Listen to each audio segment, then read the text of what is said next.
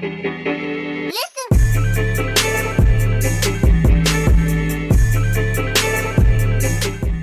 and welcome to the BA Sports Podcast. Today is going to be podcast number 7, and we are recording on August 19th, 2016. As always, we are happy to be a part of the BA Network. We are your hosts, Adam and Ty. Today's podcast is going to be a little bit different. We're changing things up a bit, trying to bring more entertaining and less statistical-driven podcast, something that is more genuine from me and Ty. Instead of just us kind of cramming stats down your throat and analyzing them, we're going to actually be more, hopefully a little bit more entertaining for you. So we're just going to give this a shot. How's it going, Ty?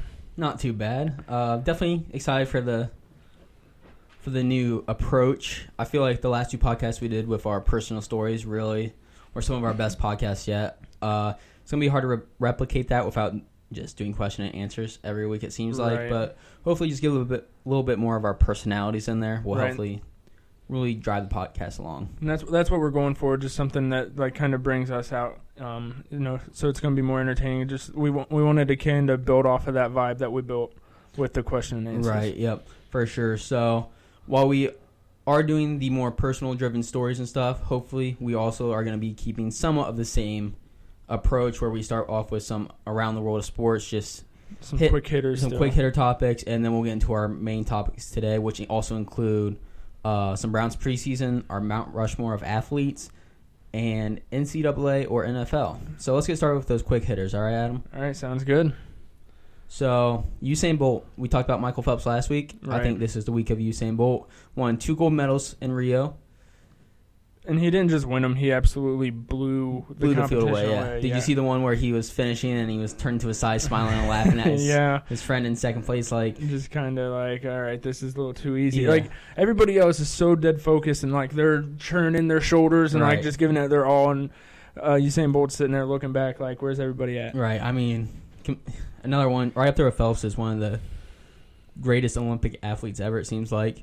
Right. Yeah, I kind of feel like an idiot because last week we talked about it, and we talked about Michael Phelps, and we talked about that gymnast, Simone Biles, and for whatever reason we did not bring up Usain Bolt, and he absolutely is in the competition. Right. So good for him winning 2 more. I'm not sure this might be his last Olympics. He might be able to bust some more gold medals out in 2020. But Tokyo 2020? Yeah, we'll see if he can keep that speed. Other than that, we got some basketball news. The All-Star game has officially been moved from Charlotte to New Orleans. Yeah, we talked about that a couple podcasts ago that we heard rumors that it might be moving that way, and now that it's been official, again, it's good because obviously New Orleans can host it. You know, they're a very good city to host it. I would love to go to New Orleans someday, but yeah, I mean, as far as it doesn't shock me, I guess. Well, they are a good city to host it, but they host it all the time, it seems like. This is like their 3rd time in however many years.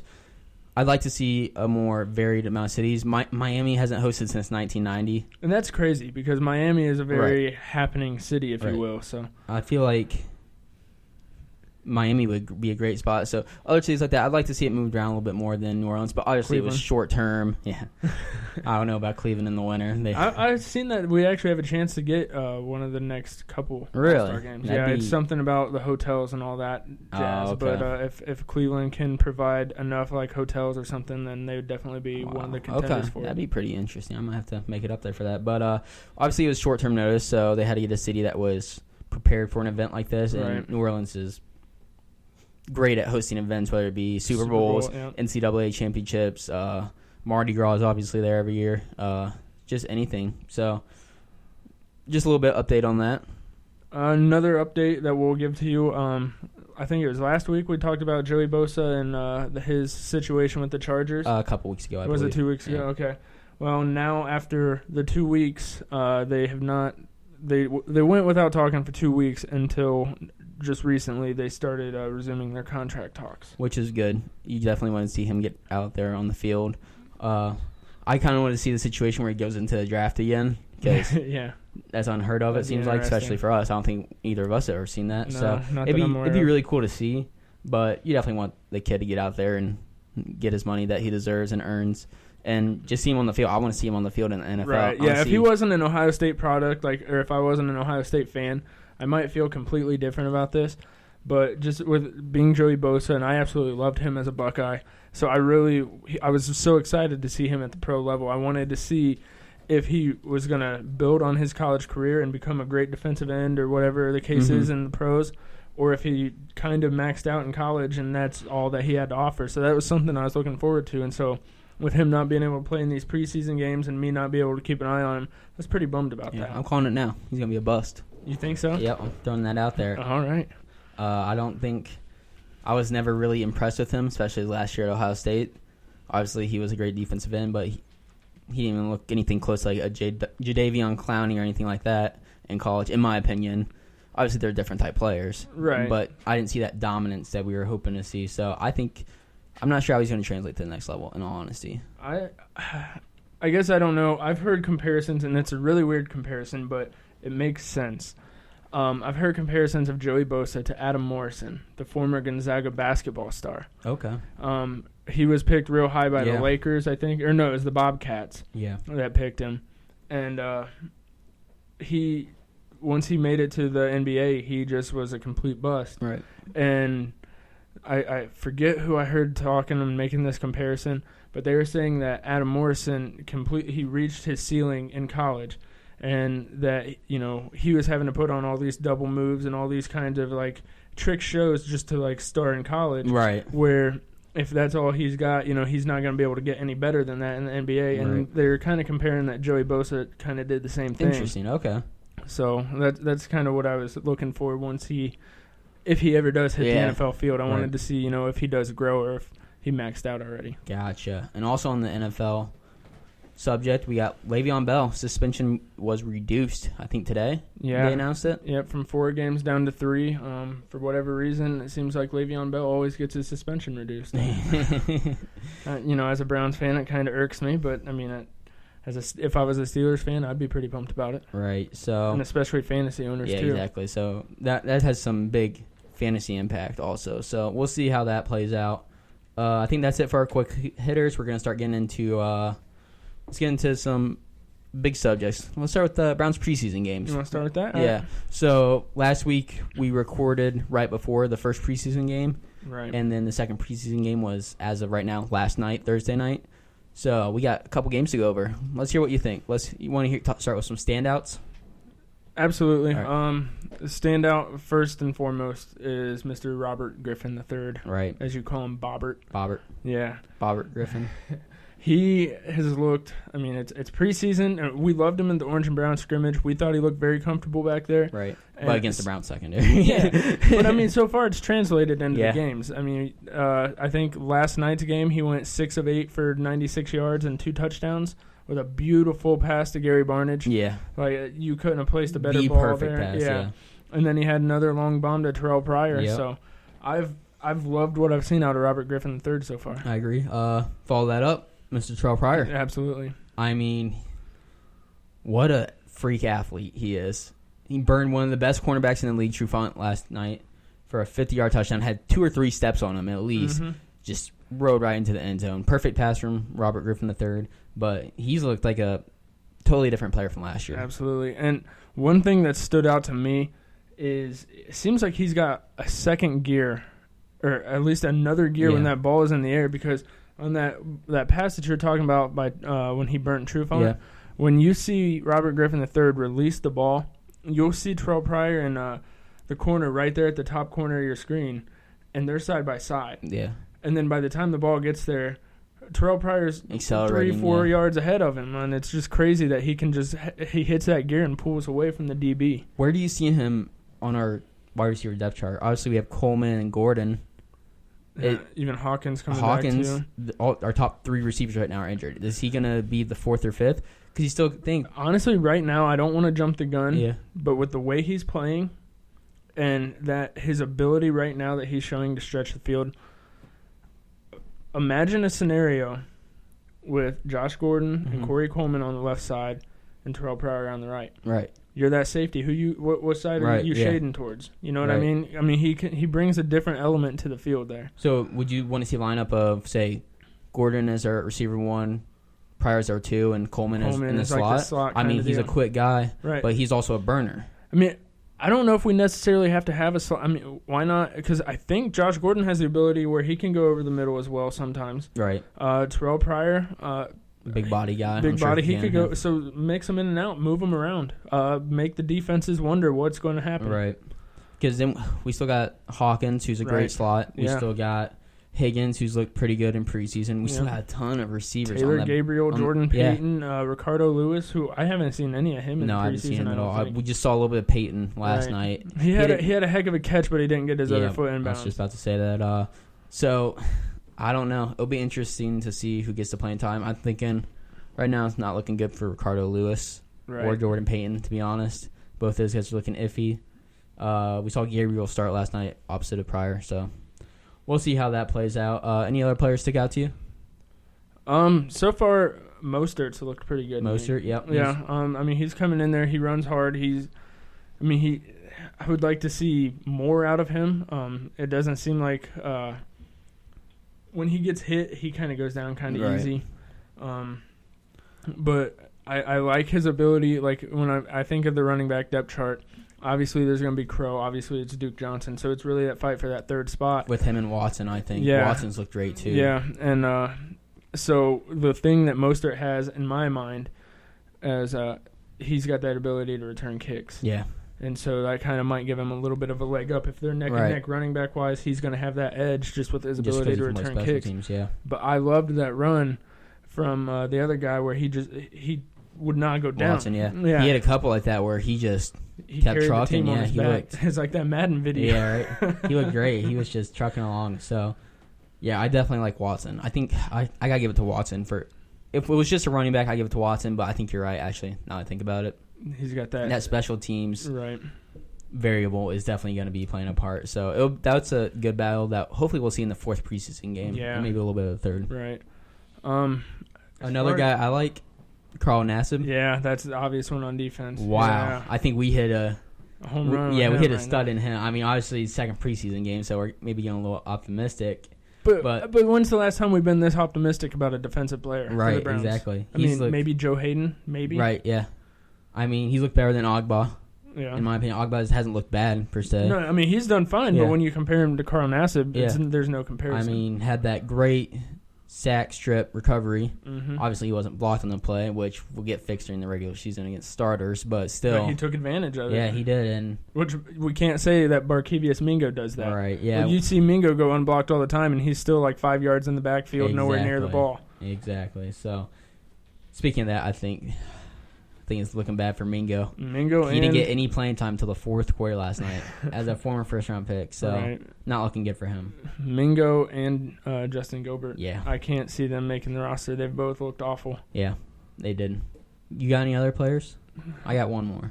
You want me to throw them out there, or you got something you want to talk about? Go ahead and throw it out there. We'll see. So, I texted you about this last night. Derek Kindred. Yeah. Wow. Yeah. He was laying some hard hits out there. He was getting tackles. I mean, if you watched the game, you saw how many missed tackles we had as a team. Absolutely horrendous. But Derek Kindred was cleaning up everyone's tackles. Yeah. He seemed like he was Raheem Moore was in on a couple of them, too. He had that huge hit where he went out with a concussion. Yeah. Or concussion, like you said, Most got tested. Going to be a concussion. Yeah. He looked a little woozy when he got up. But Kindred, wow, laying the wood. Had a couple good coverages. Mm-hmm. A good breakup. Was it in the end zone? In the end zone. He took that one. That was that fade. But he looked great. I'm really excited for him. I think he can definitely – I don't know if he can crack the starting lineup this year, but he's going to see some playing time, especially on special teams, if he can hit like that. I would like him to start. I know it's preseason, and our secondary is not up to where it is. Obviously, we're missing Joe Hayden and everything.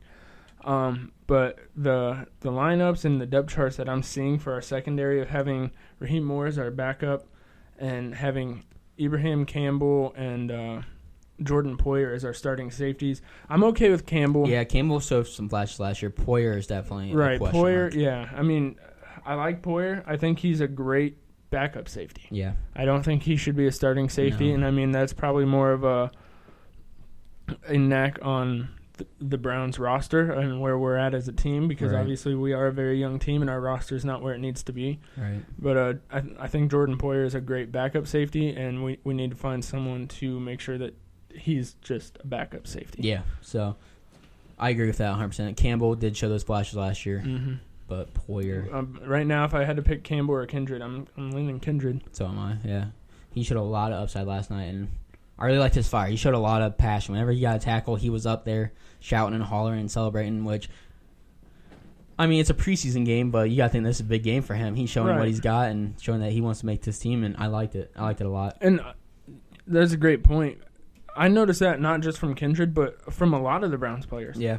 I think I even threw a tweet out on our podcast Twitter account saying that these guys are playing with a lot of emotion, which makes it a lot more fun to watch. Yeah, it like does. Robert Griffin III, when he threw that big bomb Oh past my gosh, he had some great celebrations last night. Yeah. Like when's the last time our quarterback? I mean, we had Johnny do his little stupid finger thing, but it's like, I just love seeing the celebrations and the emotion. They look like they're out there having fun. Right. Yep. And when you're on the Cleveland Browns, it's got to be kind of hard to have fun just knowing that you're wearing that Cleveland Browns uniform. But it hurts, but it's true.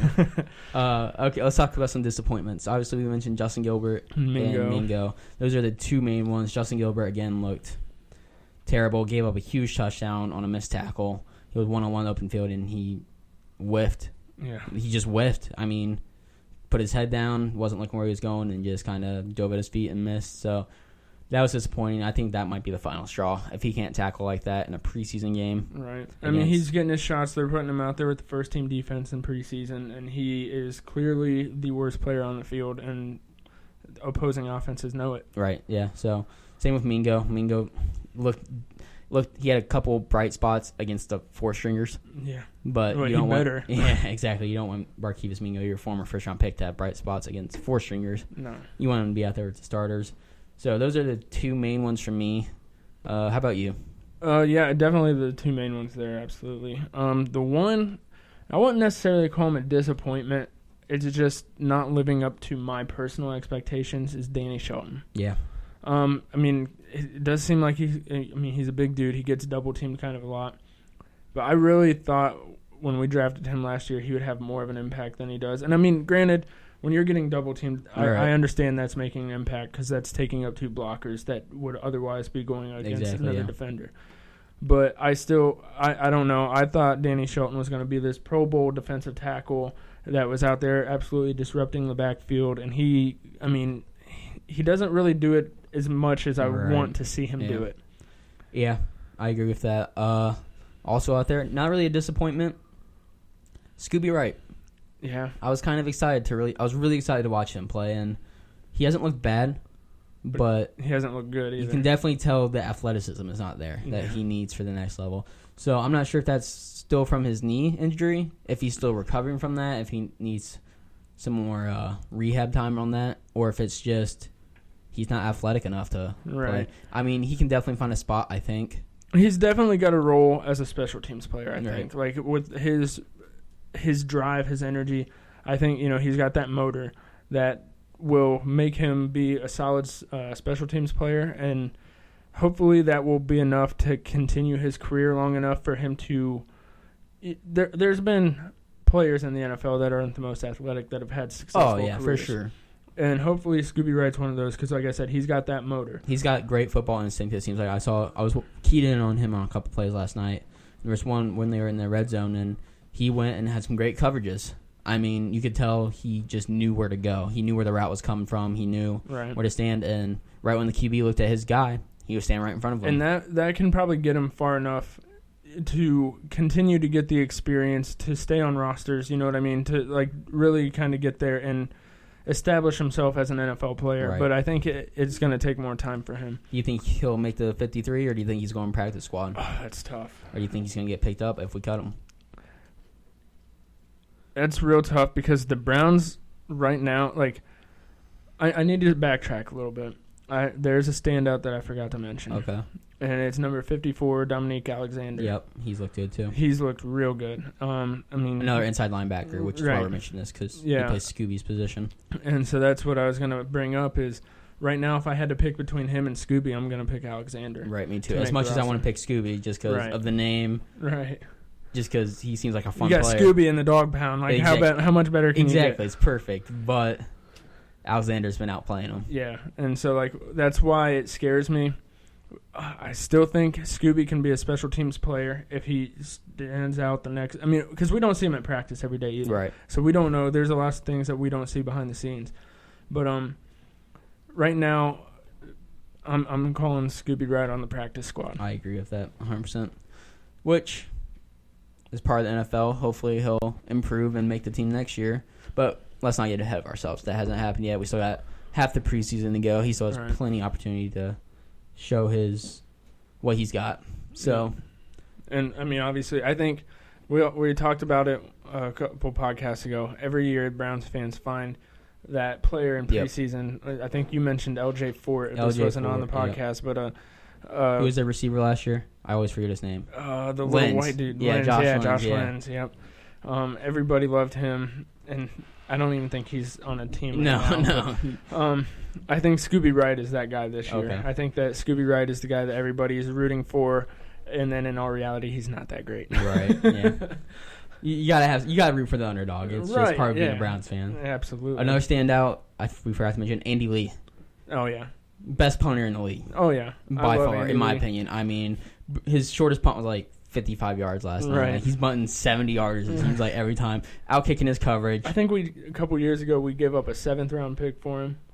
And I remember Brown's Twitter, like, criticizing, like, why would we give up a 7th round pick for a punter? Right. I go, we didn't just give up a 7th round pick for any punter. It's Andy Lee. It's Andy Lee. He's a Pro Bowl punter. And, like, when you're the Browns and you punt as often as we do and how important field position is for a bad team like us, that's huge. Right. Yeah, we got to steal. Oh, yeah. By far.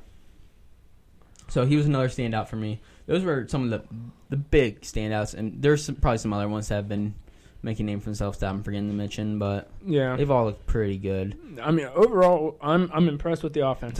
We could just throw the offense as a standout. Yeah. I mean, at least the starters. Yeah. Just defense disappointment. Yeah. Might as well throw them in there for that. Definitely looking pretty bad. We're setting the edge a lot better, I've noticed this year. I'm not sure if that's because we have Meter out there who's looked great. But yeah. The run is tearing us up again. They're passing on us like crazy. It seems like we can't fix it. No matter who the personnel is, no matter who the coach is, it just seems like teams run on the Cleveland Browns, and I don't know what the solution is. Neither do I. We're not paid enough for that. We're not paid anything, actually. So it will be interesting to see because we know Ray Horton can do it. Right. So maybe during regular season, once we get all those teams together and they start getting all the reps together, it'll be better, but who knows? Another thing that I want to touch on, we look at this team, and we got all this excitement for our offense, and we got some good players on defense with Nassib, and, we got the Derek Kindreds and Ogbon. Right. And, next year in the draft, we have 4 picks in the first 2 rounds. Right. Like, we got 4 more playmakers coming our way next year. Big impact players. Hopefully, maybe trade a couple of those picks for I don't know. I don't want them. I don't want Deshaun Watson. I don't care how good he is. I want Robert Griffin III, or I don't care who. I hope Cody Kessler develops. Really? I don't want to trade up for another quarterback. I'm done with that. I want us to grab as many playmakers, as many people that's going to make an impact on this team as possible. 4 picks in his top 2 rounds is a lot. Yeah. That's a lot of impact players. That's potentially 4 starters. Yeah. Potentially, yeah. Yes. I mean, that could fix our safety situation we were just talking about. That could fix our Barkevius Mingo and Justin Gilbert situation that we were talking about. 4 picks in the first 2 rounds next year is huge. Yeah, we already grabbed the receiver. We can grab an offensive lineman, secondary, outside linebacker. And when I was watching the game, I was thinking, okay, yeah, we're not looking good, but I had a different feeling. I didn't feel that we were really being outplayed as much as I just felt that we were young and inexperienced. Okay. More than being outplayed, to where that can change, as opposed to before we just were outmatched talent-wise. Gotcha. All right, so I got a little bit of a hypothetical for you I just thought of. Okay. So going back to the draft and knowing what we know right now and what we got, do you wish we would have grabbed Jalen Ramsey instead of doing the trade back for Corey Coleman? Obviously, we would lose those picks. Right, not at all. You like the Corey Coleman plus picks? Yeah. Okay. I mean, from knowing what we know now. Yep, knowing how much we need, if you asked me that corner and secondary and all that. If you asked me 4 weeks ago, I probably would have said I'd take Jalen Ramsey. Okay. But right now, knowing what we know, and especially with him getting that little injury scare in his camp down in Jacksonville, I mean, it shows that one player as opposed to 5 players or whatever we get, with our picks, that's way more valuable than one good player. Yeah, 100%. Yep. Just thought that might be a little interesting to bring up and see. Yeah, that was a good question. See what we got going on. So those are the main points, I think, from the couple preseason games we watched. Yeah. Definitely like what I see on offense. We talked about that. Don't like what we see on defense too much. There's some standouts, but not too many. So hopefully we can see some improvement. We definitely saw improvement from the first to the second game, I think. Yeah. Saw a big improvement. That's huge. Which I like to see. As I said, I think we're a young team, and I think that's huge. Right. So going on from that, we put a question out on our Facebook and Twitter. What's more entertaining to you, the NCAA or NFL? And we got a couple of responses, and we're going to talk about those for a little bit. Right. First of all, I want to get your opinion. What's your thoughts on this? I go back and forth. I'm obviously a huge NFL fan, huge Browns fans. I'd rather watch that than college any day. But the big games in college are more exciting than the big games in the NFL. Right. I feel like there's more of them too. Yeah. I feel like the national championship is more exciting than the Super Bowl. I feel like the bowl games are more exciting than playoff games, in my opinion. Maybe it's just because the Browns are never in them, and I get to watch Ohio State in the big games. That could possibly be it. But I love the pageantry. I love the student sections. I love the crowds. The traditions. I love how when you see a dominant player on the field, he's head and shoulders above a lot of the players because a lot of them are going on to be accountants. Yeah, lawyers, accountants, stuff like that. So I like seeing that dominance. I like seeing a huge quarterback in college just absolutely picking apart defense where you do see that in NFL with the greats like Tom Brady and Peyton Manning, but those are once-in-a-generation players. You see those good quarterbacks every year in college, it seems like. You see the Deshaun Watsons, the Marcus Mariotas, the RG3s. When Johnny RG3s in Manziel. college. Yeah, Johnny Manziel. It's so much more fun to watch in college, just the broken plays, like McAfee from Stanford. I love watching him play fast, quick running back. Yeah, he's exciting. Yeah, so and then Leonard Fournette too down in LSU. Yeah, exactly. And watching Zeke in college, like you see the athletes in college, you see how athletic they are. In the NFL, everyone's so athletic. It blends in. Yeah, it sort of dilutes it a little bit. Saying that though, I am a bigger fan of the NFL. I do watch more NFL games a year than NCAA. Damn, you just sold me on the college thing, and now you're picking NFL. Right? See, that's where I go back and forth. Like, I still gotta go NFL. That's where I like watching the Brownies play. Yeah, I also will go NFL. My reasoning is it kind of ties into yours a little bit. I agree with you that when you have the standout players in college, they are very fun to watch. But you put an NFL team together, and the very worst team or player on the NFL team was one of the best players on his college team. Oh, yeah. And that's what I love. It's just a much higher grade of competition. Yeah, a lot of people argue, they're only in it for the money. But I don't. Yeah, I would be too. Yeah, right. Like, you get a chance to make that much money doing something you love, you go for it. That argument makes no sense. Right. I hate that argument. Anyone that says that, I just kind of discount it. Right. It's usually those people that don't really watch sports. Right. Because they're just like, I'd rather talk politics. Okay. That's along with the college for basketball. College players play better defense than NBA players. No, they don't. College players just suck at offense. That's all it is. The college players just can't shoot. Right. So they look like they have better defense. It's not anything the defense is doing. But yeah, I love the NFL. I love the talent. I've always loved the business side of sports. I've always liked that a kid in the middle of nowhere in Texas and the kid somewhere from Ohio are together on the same team, going for the same goal, trying to get a Super Bowl together. And, like, just the way that teams are built, I love trying to build teams. Like, that's what I always do on Madden. Yep. I get on Madden. I simulate the seasons. I just play the off seasons. I do the drafts. I do the free agency. Here. I love that part. I think you're really bonded over that. Yeah. You're the only other person I've ever met that does that stuff. So. Everyone else thinks. I know my dad always makes fun of me whenever he comes in the room. Oh, you simming the season in? Yeah, Dad. I want to get my draft picks. So, okay. Yeah. So we and you both agree on that. Right. Yeah, the off season in the NFL is a lot funner. I love seeing the draft picks. Yep. It's more of a 24 or 365 day a year sport. Right. And I mean, the true diehard college people could argue that it's the same with the recruiting season in college. But I can't get into it. I've tried. I sit there and I read college recruiting stuff, and then I don't even remember what I just read. I can't. It's different watching highlights of a 22-year-old coming out of college than a 17-year-old in high school. Right, because a 17-year-old in high school, how good is the competition he's going against? Exactly. Yeah. So I think we both agree that NFL is better. Right, and like you said, we threw it out on our social media. Yep. And we got a comment from Tim Metcalf, and he has a good point in here too. He says he prefers the NFL to college football, not only because I believe that it's more entertaining to watch, but the inclusion and growth of fantasy football makes me more invested in games.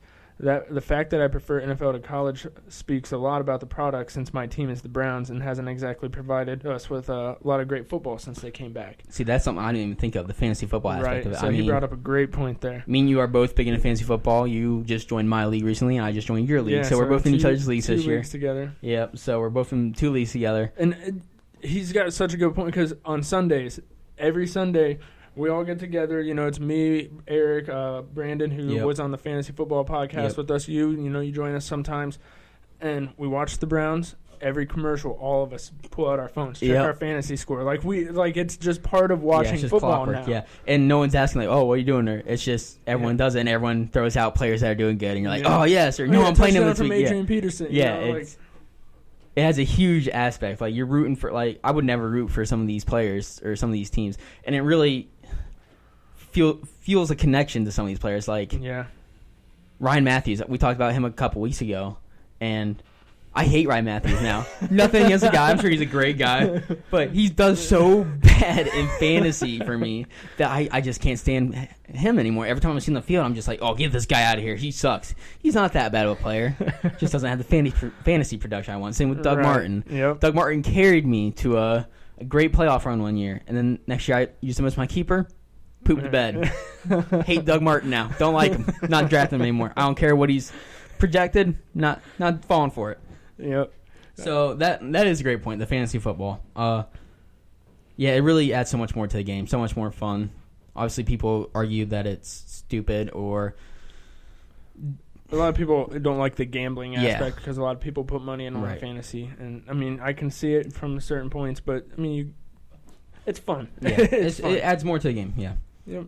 And then also speaking was, my dad wrote in, Mike Tarchanin. He said, a very short and concise, NFL is much more entertaining. So sweet and to the point. Yep, apparently so. He's a big fan of the NFL. I know he's not a big college guy. Yeah. He'll watch the big bowl games every once in a while, but he'll watch every single Browns game. So, and I think, we're all in agreement here that the NFL is more entertaining. I would love for someone to sit there and message us and let us know why college is better. Right. I'd love to hear back from somebody. Yeah, I definitely like this, including people. Obviously we don't have too many listeners right now. We're steadily growing, but we're not huge or anything. So whenever we get this feedback and have something to talk about, it's fun. It's fun including other people in our discussions. Because usually just me and Adam sitting here talking about the same opinion, because we have the same opinion about a lot of stuff. We are the same person. Yeah, we've came to that conclusion that we are the same person. We're the only people that do the Madden simulation thing. And then, our views on everything, we're terrible people to do a podcast together because we're supposed to have opposing views. It's supposed to be Skip and Stephen A here, and it's really not. Yeah. It's just, you're right. Totally, man. You're right. Oh, I'm right, too. Thank you. I appreciate it. No, so I like seeing these people writing in, and obviously my dad and Tim both agreed with us, so. Right. Whoops. But it helps. Maybe we just have very good opinions. Yeah, that has to be it. We have the right opinion on everything. Yeah. That's got to be it. Yeah. So it's definitely cool to see people write in. That's what I'm getting at. I said that 4 times, I think, already. But if you guys didn't know, Ty likes it when people I really like it when you guys write in, guys, a lot. So, but no, definitely hit us up on our Facebook whenever we ask questions, or Twitters or something. It's fun. All right. So speaking of fun, we decided to have a little bit of fun. I'm still laughing here. We decided to have a little bit of fun. Recently, I was watching one of the shows, and they were talking about their Mount Rushmore, and if I think it was someone being dumb and throwing out if Michael Phelps should be included in Mount Rushmore sports, and so it really got me thinking. It's okay, who would be on my Mount Rushmore? And then I was I wonder who Ty has on his Mount Rushmore. chances are we probably have the same 4 people, but Yeah. I decided we'll find out, and we're gonna talk about that. Okay. So I want to go first. All right. So since you said dumb and Phelps is my number 6. Thank you very much. So I don't think that was a dumb opinion at all. I think that was a great opinion. But so I took this a little differently than you did, I think. Okay. I took this as my 4 greatest athletes. All right. That's fine. So for my 4 greatest athletes, I think my number 1 is Bo Jackson. I love it. Great it. athlete. 2-sport athlete. Played baseball and football. Was a freak of nature. Just great. My number 2, Deion Sanders. Another great 2-sport athlete. While definitely these 2 are not their best running back or best baseball player of all time, or the best cornerback or best baseball But of up all there time. for athletes, absolutely. Great athletes. Number 3, Gretzky. Yep.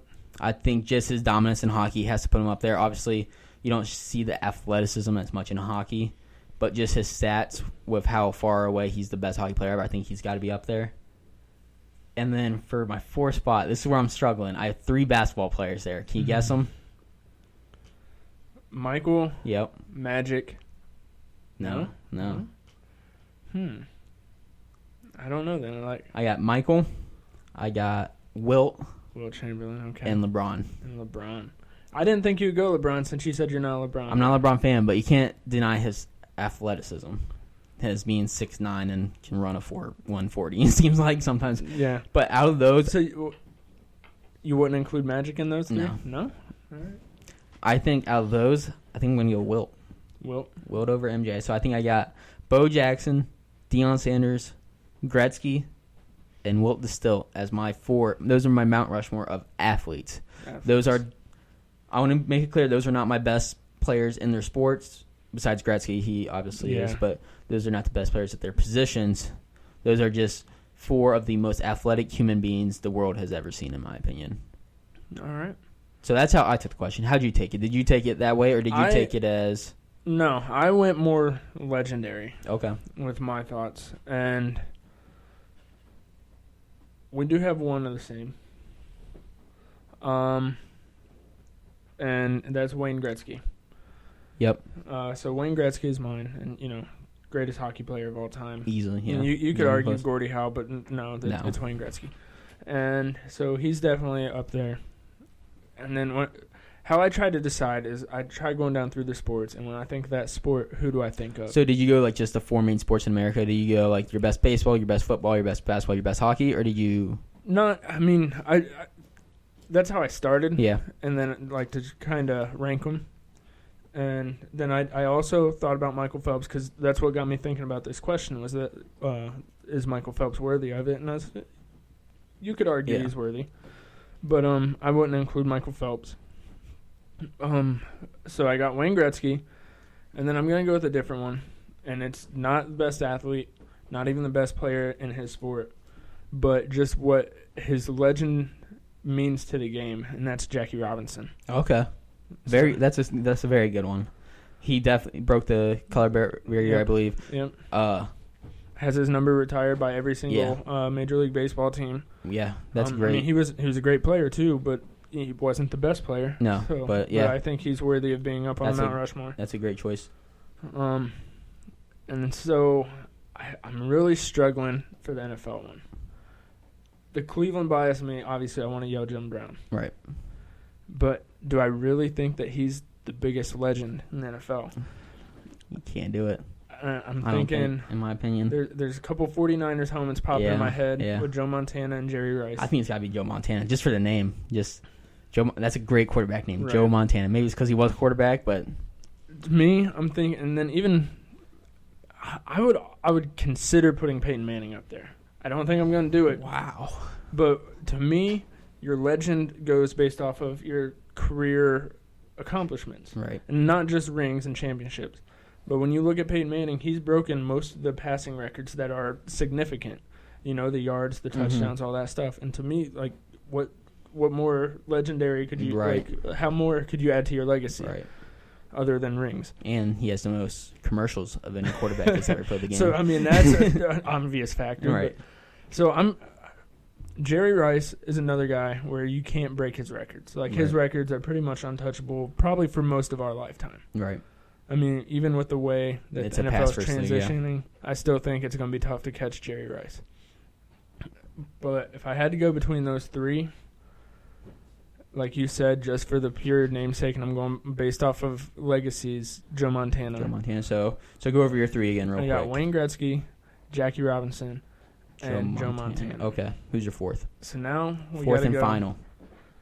I'm thinking basketball, Yeah. and it's pretty obvious. When you think of the best basketball player, who do you think of? LeBron James, Steph Curry, obviously.